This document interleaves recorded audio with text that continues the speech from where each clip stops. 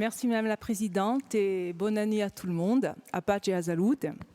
Alors, ma question porte sur la taxation spécifique des plus-values immobilières.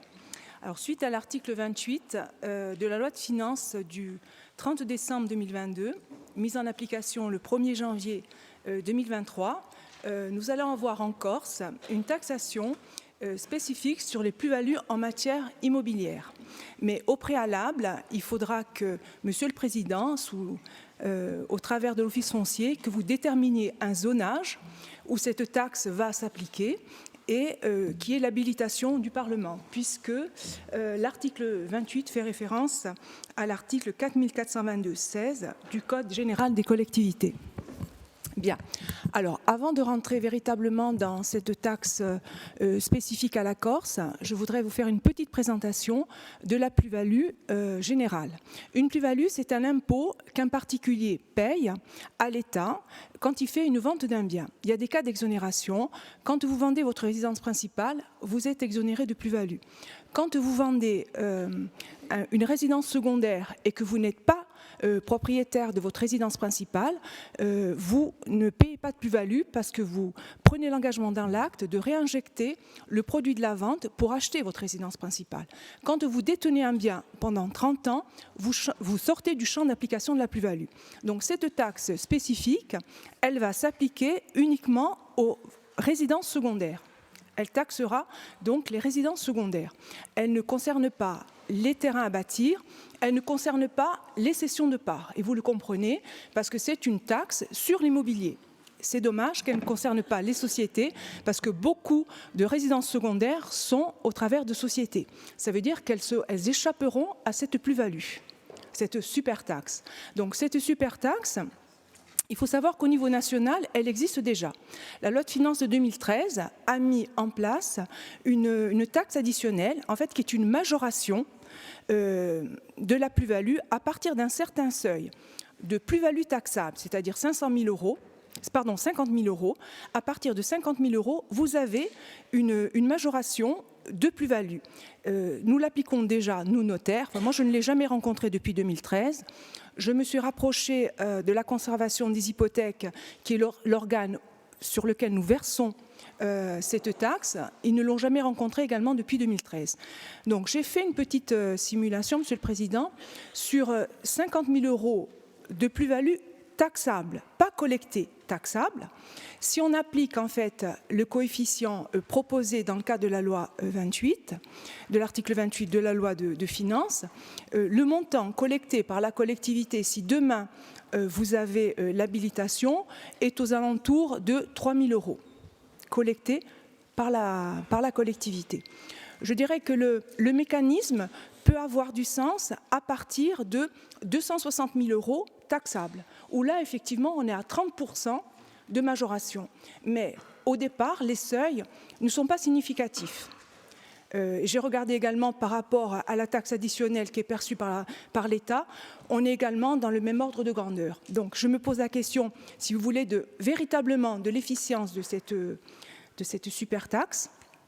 Je voulais savoir si, Monsieur le Président, vous aviez réfléchi à un zonage, puisque vous allez proposer ce zonage où va s'appliquer cette taxe. Ensuite, les communes auront à délibérer, le gouvernement et l'habilitation du Parlement, comme je vous le disais.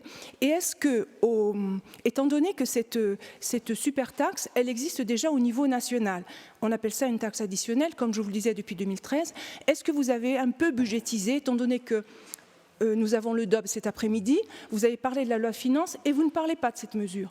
Est-ce que vous avez un petit peu un ordre d'idée de ce que va collecter au travers de cette taxe la collectivité? Je vous remercie. Donc, avec la parole au président. Je vous remercie à nouveau pour cette question et je voudrais, dans le cadre de la réponse et de l'exercice qui nous lie aujourd'hui, c'est-à-dire la question orale, situer ma réponse essentiellement au niveau des principes politiques et renvoyer notre discussion technique, même si je répondrai y compris au plan technique, à un travail en commission. Je dois me situer sur un plan politique parce que votre question me permet de répondre également, par exemple, à la question orale de Jean-Baptiste Arène sur les pachali, ou encore à la question orale de Jean-Martin Mondoloni sur la méthode à mettre en œuvre dans le cadre du processus visant, pour nous, à aboutir à une autonomie.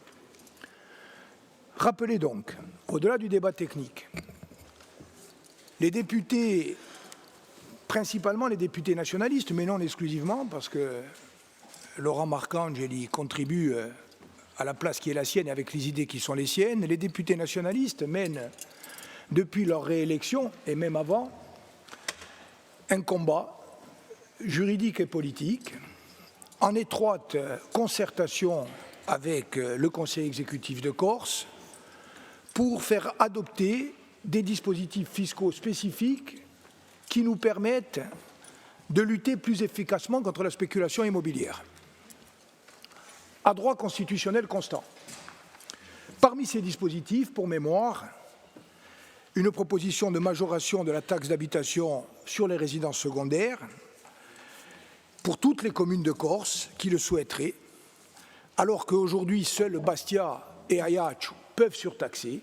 Il y a une proposition pour les communes qui le souhaitent, toutes les communes, d'augmenter la part, la taxe d'habitation sur les résidences secondaires avec un reversement pour moitié de cette ressource entre la commune, qui déciderait de l'appliquer, et la collectivité de Corse. Deuxième exemple, l'instauration d'une taxe de 10% du prix de vente sur les transactions immobilières en vue de l'achat d'une résidence secondaire, au-dessus d'un certain seuil de transactions, dans certaines zones délimitées. C'est un amendement qui, pour le coup, a été déposé par Jean-Paul Mattei, député MoDem des Pyrénées-Atlantiques. Ou enfin, troisième exemple, la création d'une part régionale de la taxe d'aménagement déjà existante sur toute nouvelle construction. Ça existe déjà, mais seulement en Île-de-France, et on voudrait pouvoir le faire ici.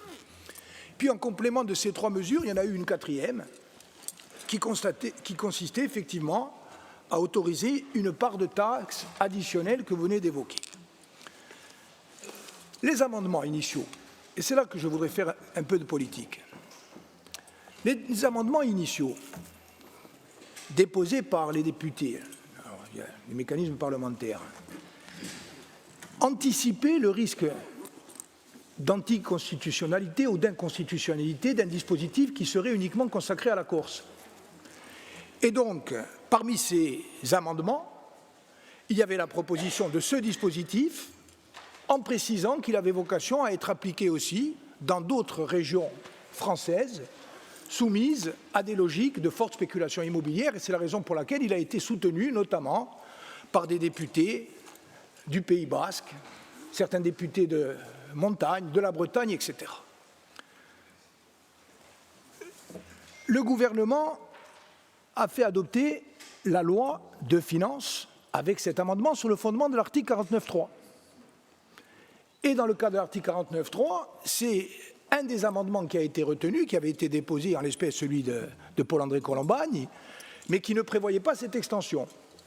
Et donc les députés de la Corse, ceux qui avaient porté cet amendement, ont dit au gouvernement, dans le 49.3, il faut intégrer l'extension, sauf à ce que cet amendement, même s'il était adopté, risque d'être frappé d'inconstitutionnalité. Ça n'a pas été fait par le gouvernement. Et ça a été voté en l'état par l'Assemblée nationale. Et ensuite, et c'est là que je m'adresse à vous plus directement, mais sans polémique, pour vous dire que nous avons du travail à faire entre nous, mais y compris à l'intérieur de nos propres troupes. Lorsque cet amendement et cette loi de finances s'est allé devant le Sénat, il était loisible au Sénat d'intégrer l'extension à d'autres régions de France, ce qui aurait rendu ce dispositif que nous avions voulu pour la Corse, avec d'autres régions, définitivement constitutionnel. Cet amendement a été porté par Paolo Zantobarigi et il était en voie d'être adopté par le Sénat. Et c'est suite à une suspension de séance à l'initiative, et je le dis très clairement, il a assumé, y compris dans la presse, de Jean-Jacques Panuzzi, que, à une voix près, le Sénat a voté contre. À une voix près, le Sénat a voté contre. Et donc, c'est en l'état d'un dispositif que nous avons voulu, qu'une loi a été adoptée, mais une loi qui manifestement est inconstitutionnelle, et je vous réponds, Elle est inconstitutionnelle parce que nous ne sommes pas dans le cadre d'un statut d'autonomie, et je vous réponds, Jean-Martin, et j'anticipe votre question orale, et que n'importe quel promoteur ou que n'importe quel acquéreur qui serait soumis demain à la taxe pourrait soulever par le voie d'une question prioritaire de constitutionnalité l'inconstitutionnalité de la disposition et faire tomber le dispositif. Donc nous avons une avancée politique, mais sans concrétisation juridique. Première limite à contourner d'ores et déjà. Deuxième limite, juridique encore.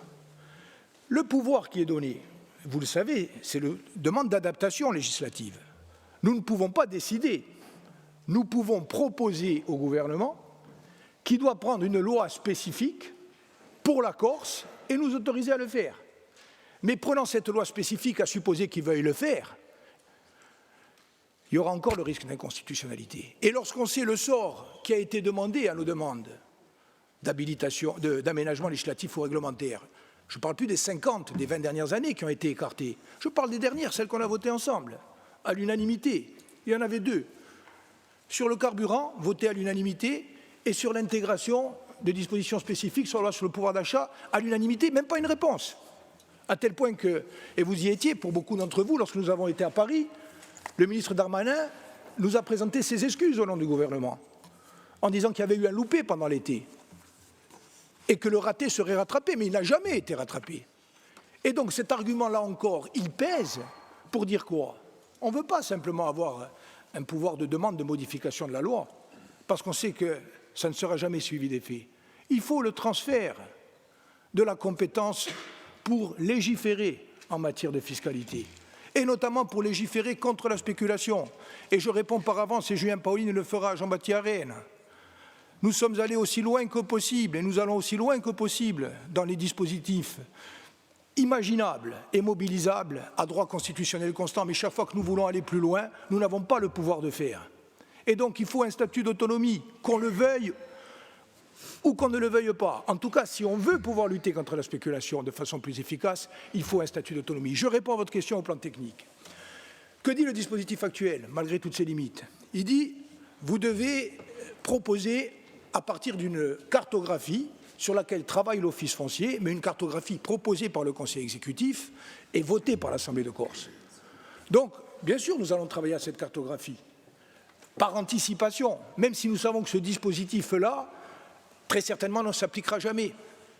Il faudra aller plus loin, et j'espère qu'on réussira à aller plus loin. Nous allons travailler à cette cartographie, et nous allons également, et nous l'avons déjà fait, interroger la DGFiP, parce qu'au moment où je vous parle, je ne sais pas quel est le produit de la taxe collectée chaque année au titre du droit commun.